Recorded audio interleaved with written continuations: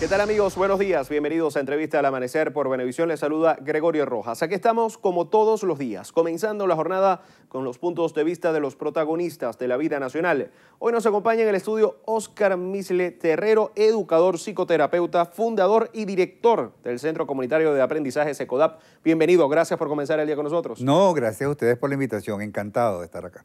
Vamos a hablar del tema y comenzar esta charla que tenemos hoy hablando del tema de la deserción escolar, pero que pasa al otro lado del aula. Ya no son nada más los estudiantes, ahora son los docentes. ¿Qué está sucediendo?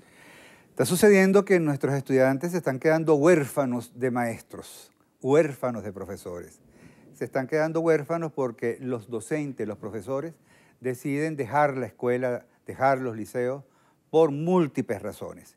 Entonces esa aula se está quedando vacía, no solamente los estudiantes que migran, sino también los maestros que migran a otros trabajos, a otros estados, a otros países. Ahora la pregunta es ¿por qué migran? ¿Por qué están dejando las aulas? En nuestro trabajo en Secodap, 33 años de trabajo y permanentemente abordando esta situación, los factores son múltiples. El maestro que no le alcanza el dinero, con lo que gana como maestro, como profesor, no les sirve para satisfacer sus necesidades básicas, entonces tiene que buscar otras alternativas.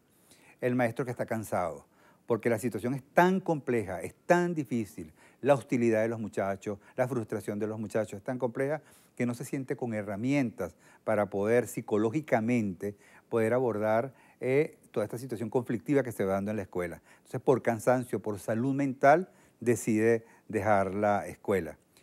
Inclusive maestros que se enferman, comienzan a somatizar, comienzan a tener problemas digestivos, hipertensión, y entonces se les complica porque tienen problemas de salud, pero tampoco consiguen los tratamientos ni consiguen la forma de poder ser abordados. Entonces, como te digo, los motivos varían y son diversos. El motivo inmediato tal vez por el que también se alejan de la docencia y buscan otras áreas de trabajo pasa a ser el económico. Todos sabemos la situación que vive el país. ¿Hay una salida a corto y mediano plazo que usted pueda divisar para esta situación, en el caso de los maestros? Fíjate, una salida a corto plazo no la veo. No la veo porque tendría que haber cambios en la política, ¿no? Políticas educativas, de tal manera que el docente tuviera incentivos, estímulos económicos que le permita satisfacer lo básico, la comida, la alimentación, la salud, la seguridad. Eso requeriría que la prioridad en este caso fuese lograr que este docente no solamente tenga un sueldo, sino que ese sueldo le permita satisfacer sus necesidades.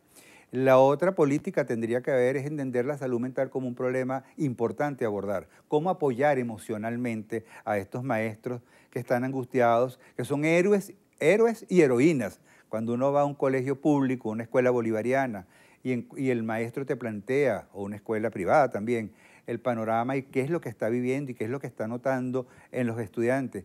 Y tú dices, oye, todavía está ahí, todavía permanece. ¿Por qué sigues todavía viniendo al colegio o la escuela o al liceo a pesar de las dificultades que existen? Y entonces te dicen, bueno, y si no lo hacemos nosotros, ¿quién lo hace?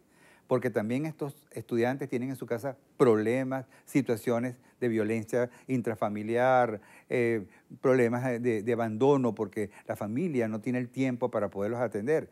Entonces esos seres que siguen ahí, que siguen dando la cara frente a una realidad compleja, esos tendrían que tener algún tipo de incentivo de parte del Estado. Entonces el Estado tendría que considerar prioridad la atención de esta población importante, de estos profesionales, para que estos profesionales puedan tener los recursos que requieren, pero también el acompañamiento, la formación, la capacitación que necesitan para atender una población que está viviendo unas circunstancias particulares, porque también hay problemas de desnutrición, también hay problemas de concentración porque tienen hambre o porque se sienten mal o porque están enfermos, entonces no pueden lograr que el objetivo académico, que es lograr que puedan transmitir contenido y que esos contenidos sean asimilados, eso tiene que cambiar, Gregorio. Ya no podemos pensar que la escuela en estos momentos es para lograr memorizar contenidos o aprender determinadas materias, sino más bien para acompañar a estos estudiantes que están en una situación particular, como todos sabemos, pero ¿cómo hace ese docente para acompañar a estos estudiantes si no tiene los recursos, si no tiene el acompañamiento, si no tiene la preparación y la formación socioafectiva o psicosocial para poder atender a los estudiantes? Siguiendo con el tema de los docentes, ¿Cómo se puede encauzar? Ya mencionaba la parte mental, el apoyo psicológico al docente, pero ¿cómo se puede encauzar esa atención psicológica y emocional que se le tiene que dar al docente, al profesor? Yo te lo puedo comentar desde lo que estamos haciendo en Secodap. En Secodap, ¿qué hacemos? Creamos módulos, son varios módulos, de acompañamiento al docente para poder vivir en situaciones de crisis. ¿Cómo hacer para manejar situaciones de crisis? En lo personal y también en su contexto de trabajo. Eso requiere que el docente pueda hablar, conversar, expresar, manifestar lo que vive. Diríamos, tendría que hacer catarsis, pero tiene sobre todo que poner en palabra aquello que le está afectando. Pero ahí no nos quedamos. Ajá, ¿qué puedo hacer yo una vez que tengo claro cómo me afecta emocionalmente para hacerme dueño de esas emociones? ¿Qué puedo hacer en el aula? En el aula para yo poder ver que lo que hago tiene sentido. Eso no solamente pasa con los docentes, pasa con los profesionales en líneas generales. Tú dices, yo sigo dando clases, yo sigo viniendo a mi trabajo, yo sigo haciendo, no por lo que gano, sino por lo importante que es que yo haga mi trabajo para formar, estimular, animar a otros, para que en la adversidad que estamos viviendo, buscar formas creativas que te permitan ver que tiene sentido tu vida. Porque un docente que ha trabajado 20, 25 años como docente y de repente tiene que salir porque tiene que empezar a vender productos o tiene que trabajar en otro tipo de oficio que no es el que ha hecho, se siente muy frustrado.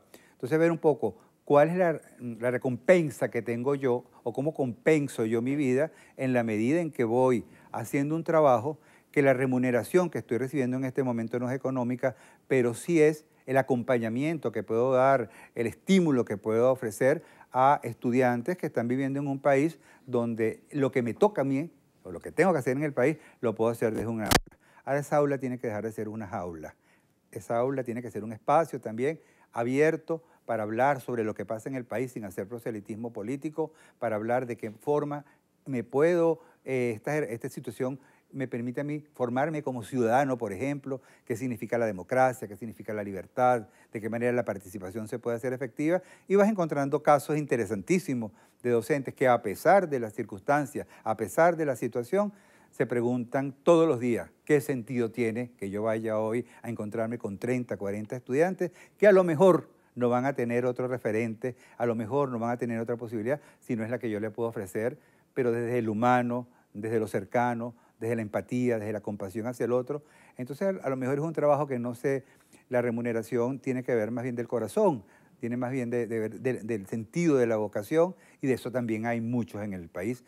Pero eso no debe justificar que los docentes no estén logrando adquirir o tener lo que les toca por derecho y además dignamente por el oficio, el trabajo y la vocación que es el llamado. Vocación es llamado, ¿no? El llamado que ellos tienen para educar, para transformar.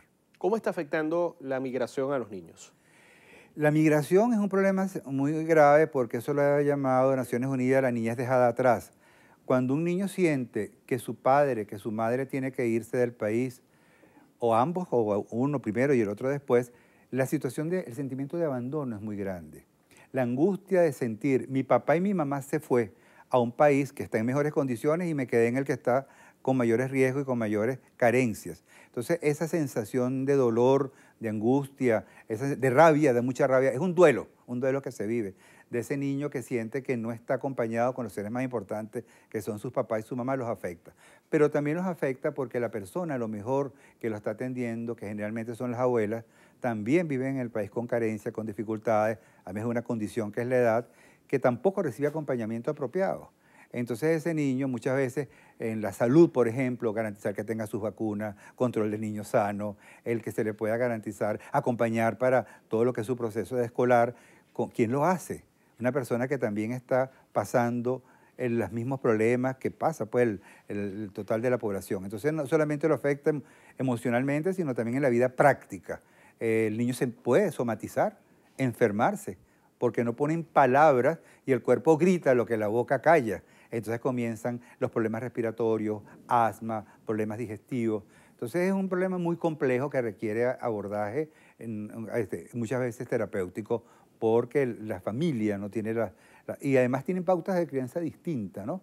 A lo mejor son mucho más severos en la crianza, entonces aparecen episodios de castigo físico que no lo utilizaban sus papás, pero los abuelos que tienen otra formación y otra cultura educativa, otra porque pertenecieron a otro momento educativo, entonces aplican herramientas o prácticas que no son las más adecuadas. Muchísimas gracias por comenzar el día con nosotros. Gracias a ustedes. Nos acompañó Oscar Misle Terrero, educador, psicoterapeuta, fundador y director del Centro Comunitario de Aprendizaje SECODAP, en entrevista al amanecer. Amigos, gracias por acompañarnos. En minutos nada más, primer contacto y a las 6:30 de la mañana, la emisión matutina de su noticiero Venevisión. Feliz día para todos.